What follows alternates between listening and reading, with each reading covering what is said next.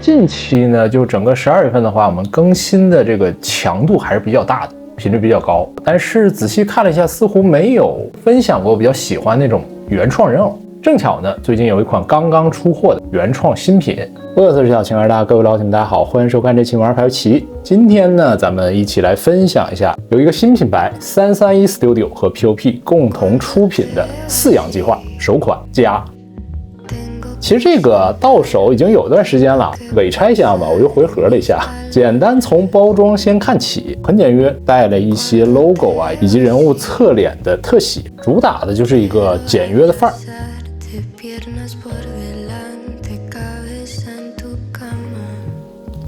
这款产品最开始的时候，我记得好像1-2年前啊，大概有那样一个概念图。就是一个美女与野兽的那种组合，上手之后，与我印象中不同的是，人物其实是比较纤瘦的那种身材，并非那种很强壮的身姿，包括头部还有身形还是比较小巧的。造型上呢，我个人觉得很有趣，尤其服装质感来讲，或者设计感来讲，还是下了很大的功夫的，没有采用现有的特殊的时尚的服装，而是自己做出了很鲜明的设计，纯皮的材料能够显得它的质感非常的不错，而且用了很多这种拼接和缝线啊，包括一些自然的褶皱和堆叠，金属的装饰也能进一步凸显它的质感。当然，为了营造它笔挺的那种效果啊，像上身肩膀这部分内部呢是做了一个造型顶起来。包括像它领口、领子，还有小臂这里是用了一种仿皮的硬质的材料，更加凸显它的立体感。像肩部还有腿部呢，也都做了一个切分，能够透露出肌肤的感觉啊。然后靴子的话，造型确实是很有趣，我自己是觉得好看的。从视觉观感上呢，也能让整个重心下沉。就不会有一个头重脚轻的那种感觉，因为它这身衣服还是比较重的那种效果，加入了这种毛茸茸啊，或者说偏软的靴筒的话，反而是一种调和。但是它对于脚踝部分是有一定限制，不过好在这个鞋底足够大啊，做一些岔开腿的这个造型，稳定性来讲都是没问题的。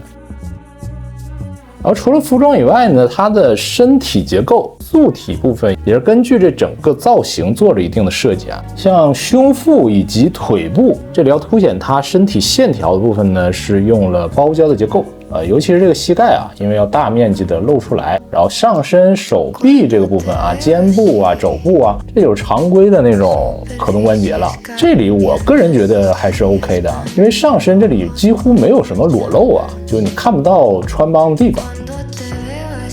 然后再来看一看头雕部分的表现啊，是一个比较清冷和纤瘦的那种头部造型，和服装的复杂不同啊，反而很利落。像肌肤以及妆造啊，都做了比较细致的一个刻画啊。这个头我个人还是比较喜欢的，因为确实符合大众审美的那种美女啊，而且没有走那种很可爱的风格吧，就和她整个这个身姿身材，包括一身的这个形象都是能够搭配的那种模特的那种感觉啊。我是觉得她是想要营造那种效果，而且她这个焦发发丝的部分啊，刻画精度也确实很不错，整体多数都是这种大块连接在一起的效果，但是也做到了足够分明，而且前端分开的这几根也做了比较细致的刻画，内部呢也具备可动眼，把头雕拆下，然后呢要把整个面部和发盖分开，不要太大力啊，以免损伤这个头部。拆开这个头发也能看到啊，虽然说它正常造型下左边这个耳朵是不会裸露出来的，但是其实也做了保留，这个应该是考虑到如果你有一个自低的需求的话，这个耳朵还是能够露出来。然后呢就是可动眼，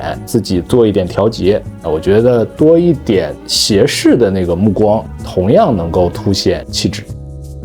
面部的话，还有一个面具的配件，全金属的材质，这个亮丽的程度还是不错的，像是一个野兽下颌的那种效果啊，带了一段铁链。安装上呢，要按照说明书把一侧这个小钉子插入鬓角的小洞，另一侧贴合它这个面颊，再把这个锁链通过耳钉固定在耳垂上，还是要小心。尤其它这个小的这个耳钉啊，超小，就像一个10克片那么大啊。然后是一对放松开掌的手型，右手的话会露出五指、黑色美甲和戒指的体现，左手的话全包裹的手套，还有3只金属涂装的指尖，精度上还是不错的啊，不同的区域做出了比较细致的区分。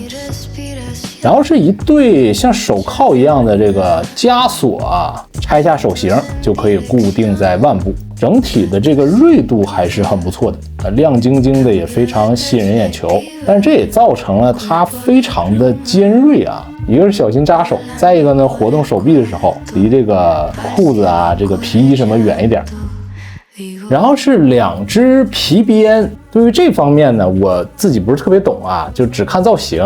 一个呢是类似于驯兽马戏团那种很长的鞭子啊，它是采用了一个铁丝，并包裹了银色的类似于铁线啊，还是亮晶晶的，自己去掰，凹出想要的那种造型。另一个呢是短一点的很粗壮的这种鞭子啊，这个看着抽人更疼呢，整个风格上就带点那种大颗的感觉啊。和本体相关最大的一个配件是这个写着喂养计划的罐头造型的手拎兜，大号猫粮狗粮的那种感觉啊，整体都是金属材质啊，很沉。我很喜欢的设计是它通过磁吸可以打开顶端的盖板，内部的空间呢可以完成一定的收纳。还有呢，就是产品的地台比较素，但是内部呢采用了磁吸的结构，可以直接和脚部做一个吸附。当然了，它这个鞋底的造型不需要什么磁吸，也可以站得比较稳。个人是觉得这个地台偏简朴了啊，就和它这一身造型不是那么搭。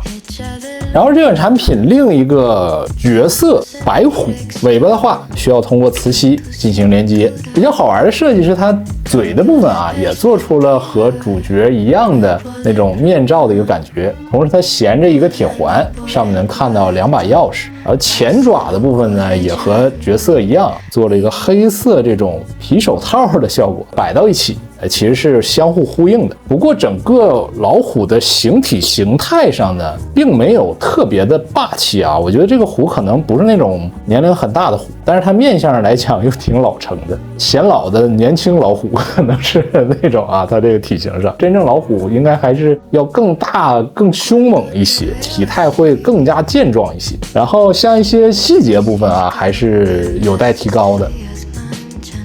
最后呢是一个小立牌，摆在人物前方，也可以搭配一个金属的小鸟，更多一点灵动的设计。这个立牌我喜欢啊，单独展示的话，你也觉得这个东西挺好玩。整个这款产品呢，其实是更偏向于静态去展示的，把人和老虎加上这个立牌摆放到一起，还是会有一个不错的呈现，风格化很强，具备那种很先锋性的那种时尚感吧。人物本身的完成度是很高的，这个我很喜欢。从头部造型的设计啊，加上全身服装搭配到一起，很合适。因为有一句话就是时尚的完成度一定要看脸啊，很加分的面部，能够把他这一身上学的时候应该叫奇装异服啊，特立独行的这种造型抬高到一个层次。而且本身服装的设计上确实有自己的一些思路，一方面在材质上用了这种真皮，再一个在很厚重的同时呢，它又做了一些拆分，这个是有意思的，会增添很多的立体感。这个人偶上手之后，可能要比在图片中质感啊、气质上都更强。一些小的零件搭配上呢，其实能够凸显它不同的一种风格。全部安装好之后，在这种黑色的衬托下，更能显得十分亮丽。但是这里要注意一点啊，它为了去呈现，比如说这个面具啊，还有这个枷锁的这些想法呢，在设计上很多地方很细小，尤其这个面具啊，在安装和替换的时候还是要加小心。另一方面就是这个老虎，这个老虎我觉得想法上是很好的，有美女野兽搭配，你觉得它这个饲养员也好，或者虎就是它化身啊，或者灵魂意识形态的一个具象也好，就是这个想法来讲很有趣，但是提升的空间还有很大。在这种虎的姿态上，整体涂装上，我觉得都可以呈现一个完成度更加高的。或许未来我觉得可以尝试体态更小一点的动物啊，我觉得用豹子豹纹也是不错的一个选择啊，还很野性。不知道后续的话，如果这个系列再往后做，能够选择什么样的一个形象，搭配什么样的一个猛兽，有没有可能再出现素食动物，就能够联想的还是比较多的。也希望这个新的品牌能够越来越好。然后呢，这一期呢就先分享到这里了，喜欢朋友们记得一键3连，我下期再见了，拜拜。